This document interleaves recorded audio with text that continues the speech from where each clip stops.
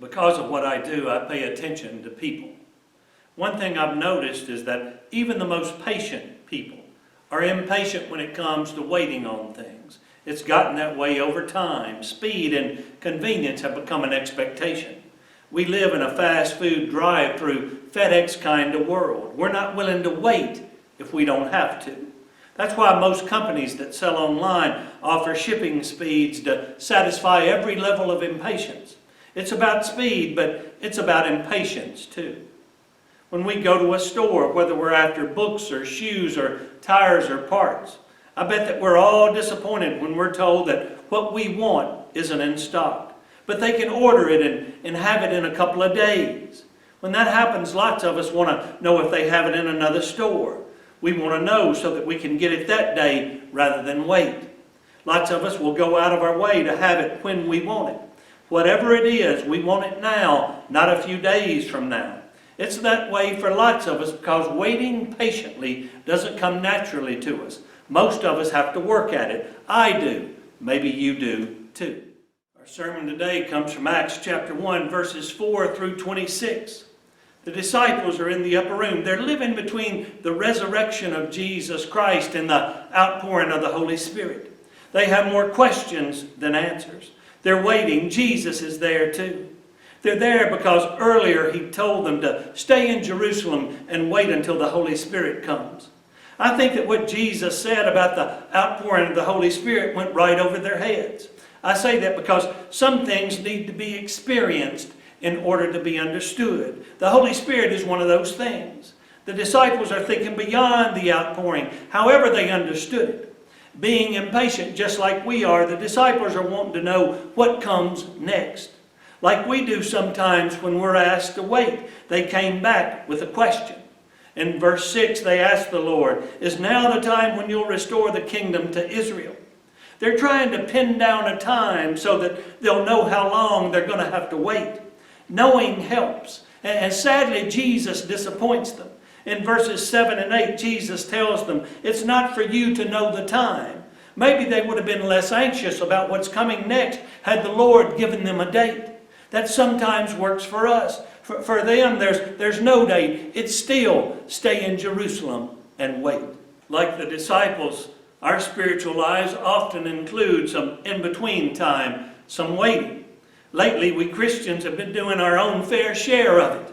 We're wondering when we'll get beyond COVID-19. We're wondering how long, and we're asking what comes next. We're wondering what life in church and doing ministry will be like when it's over. Like the disciples, we're waiting.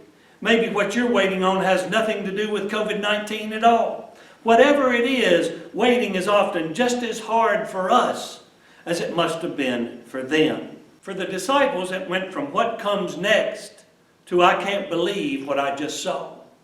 In verses 9 and 10, we're told that after Jesus had told them about these things that they were asking about, as the disciples were watching, Jesus was lifted up and taken out of sight by a cloud. While he was going up, they stood there gazing up toward heaven. I'm sure they were shocked. We would be too.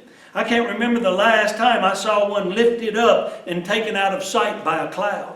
They're standing there looking up, and suddenly 2 men in white robes appear. They said to the men of Galilee, "Why are you standing here gazing up into heaven?"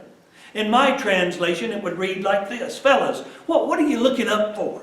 He told you to stay and wait. While you're waiting for what comes next, you need to stop looking up and get busy doing what you've been called to do here on the ground." You see, following Christ is not a spectator sport. Waiting and doing nothing doesn't sit well with a lot of folk. Sadly, some folk confuse waiting with the perfect time for doing nothing. They forget that following Christ is not a spectator sport. For them, waiting becomes a vacation from church and time off from the work of being a Christian. They're kind of like players who make the team but prefer to ride the bench. They want the benefits of being on the team but don't really care about playing.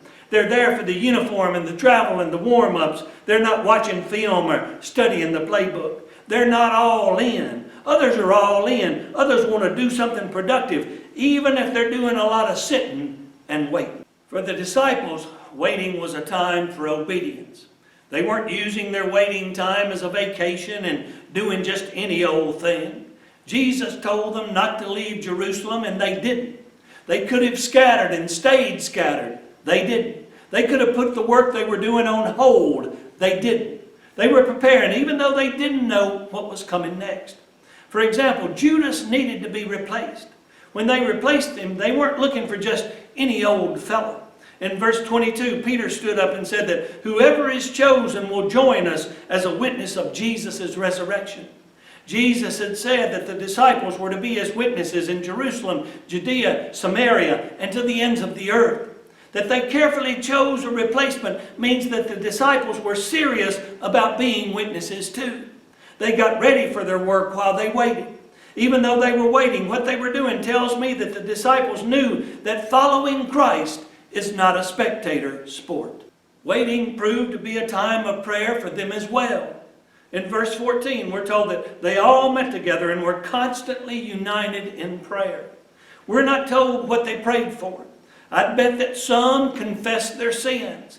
Peter had denied Christ. Others had scattered. I bet that still others thanked the Lord for what he had shown them and taught them. You might recall that Jesus himself had taught them how to pray. I bet that some prayed for the faithfulness and strength and resources to get through whatever they might end up going through. Remember, Jesus told them that what came next wouldn't be easy. While they waited, they got busy praying because they knew that following Christ is not a spectator sport. Waiting proved to be a perfect time for study too.